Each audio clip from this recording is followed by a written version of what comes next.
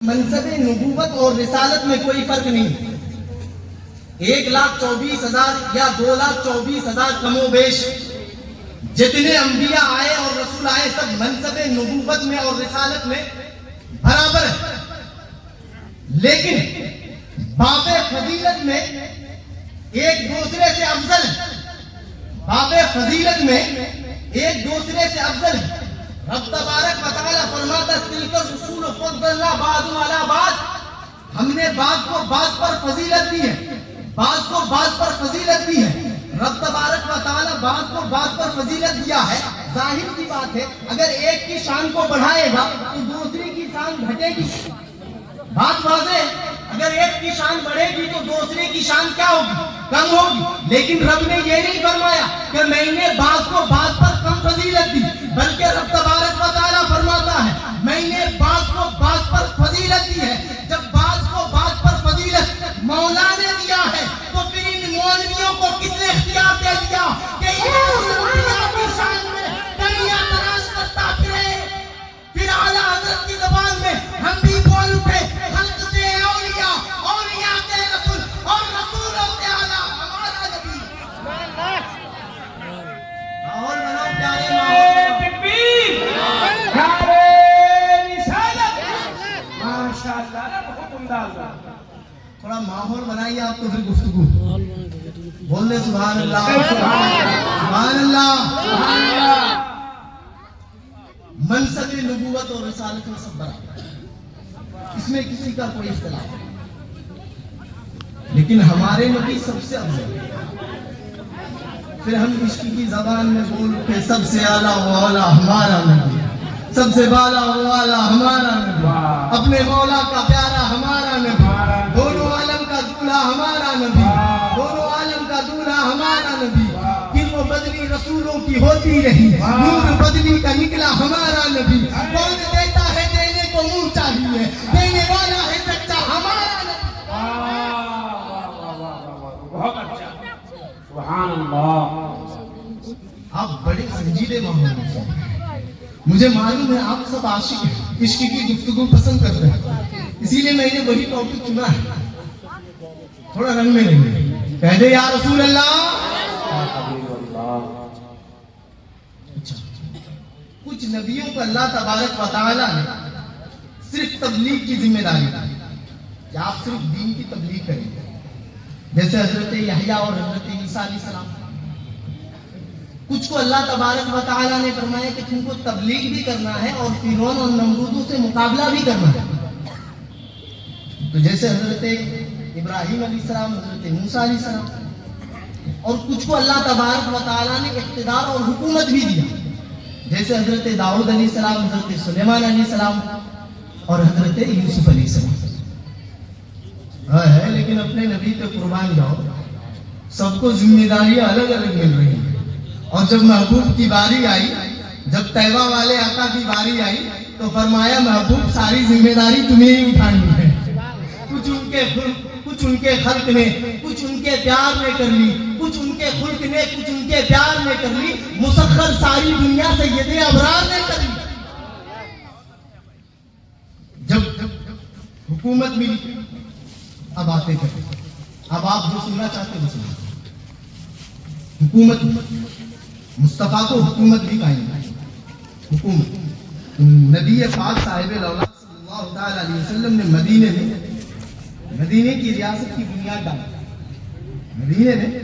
مدینے کی ریاست کی بنیاد ڈالی. اچھا, وہ مدینے کی ریاست کی حکومت پوری دنیا نے دیکھا کہ پھر نبی مصطفیٰ جان رحمت صلی اللہ تعالی علیہ وسلم کے رحلت فرمانے کے بعد پھر اس کے ماننے والوں نے کس قدر اپنی حکومت قائم کی, پھر اپنی اس حکومت کو کس قدر آگے بڑھائے, پھر اپنی حکومت کو کس قدر پوری نگاہوں کے سامنے ممتاز و اعلیٰ کیا. پوری دنیا نے دیکھا, پوری دنیا نے دیکھا. مسلمانوں میں تمہیں اپنی تاریخ یاد دلاتا ہوں, ذرا اپنی تاریخ کو یاد کر. یہ جو ٹی وی پر آ کر تم پر بھوکتے ہیں, یہ تم پر ایسے ہی نہیں بھوکتے, بلکہ یہ تم سے خوف کھاتے ہیں, تم سے یہ ڈرتے ہیں. اور تم سے کیوں ڈرتے ہیں میں تمہیں بتا دینا چاہتا ہوں, کیونکہ تمہارے اسلاف کی تاریخ رہی ہے, تمہارے اسلاف کی تاریخ رہی ہے. جب ہمارے اسلاف کے پاس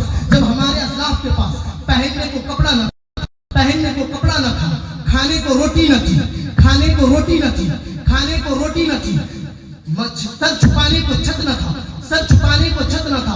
उस वक्त मेरे नबी पाक साहिब रौलाक सल्लल्लाहु तआला अलैहि वसल्लम मक्के की सरजमीन पर है, मक्के की सरजमीन पर है। सहाबा इकराम का हुजूम है, सहाबा इकराम का हुजूम है, जंगे खंदक का मौका है, सहाबा इकराम अर्ज करते हैं, सहाबा इकराम की जम्मे कफी है। नबी पाक साहिब रौलाक सल्लल्लाहु तआला अलैहि वसल्लम फरमाते हैं, ऐ मेरे सहाबा सुनो सुनो, ऐ मेरे सहाबा सुनो सुनो, ऐ मेरे सहाबा सुनो सुनो। हदीस पाक का मफहूम अर्ज कर रहा हूँ। नबी पाक साहिब रौलाक सल्लल्लाहु तआला अलैहि वसल्लम फरमाते हैं कि मैं क्या देख रहा हूँ कि मेरे हाथ में कैसर और किसरा की चाबी रख दी गई है।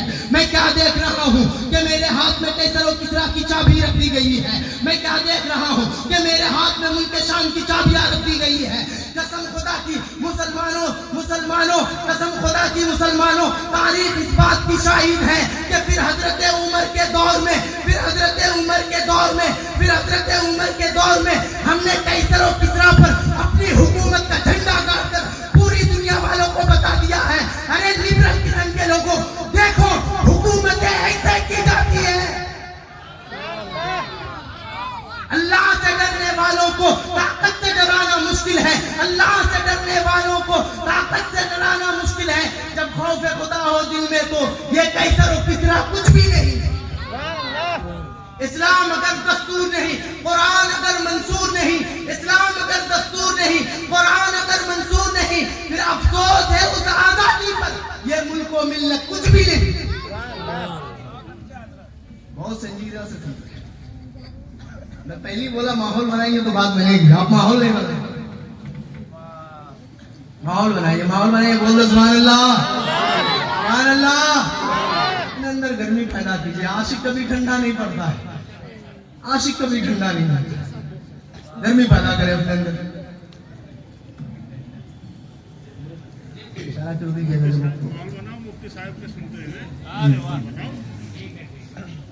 मेरे बाद आप लोग को आखिरी खतीब को समाअत भी करनी है। हज़रात मोहतरम मैं क्या कर रहा था, ला नुफ़र्रिक़ु बैन अहदिन मिन रुसूलिही, मनसब नबूवत और रिसालत में कोई तफरीक नहीं। आज पूरी दुनिया तुमसे खौफ इसीलिए खाती है, पूरी दुनिया आज तुमसे डर इसीलिए रही है कि कहीं फिर तुम वो इनकलाबी झंडा अपने हाथों में बुलंद ना करो। दुनिया में कुछ इस्तेमारी लोग पाए जाते हैं, इस्तेमारी शरीयत की इस्तिलाह में कहते हैं कि ऐसे वो लोग हैं जो पूरी दुनिया को अपना गुलाम बनाना चाहते हैं। वो चाहते यही है कि पूरी दुनिया हमारी गुलाम बन के रहे, जैसे यहूदी हो गया, दूसरे किसी का और लोग। तो ये चाहते ही यही है कि पूरी दुनिया हमारी गुलाम बन के रहे, हमसे ये आगे तरक्की ना करे।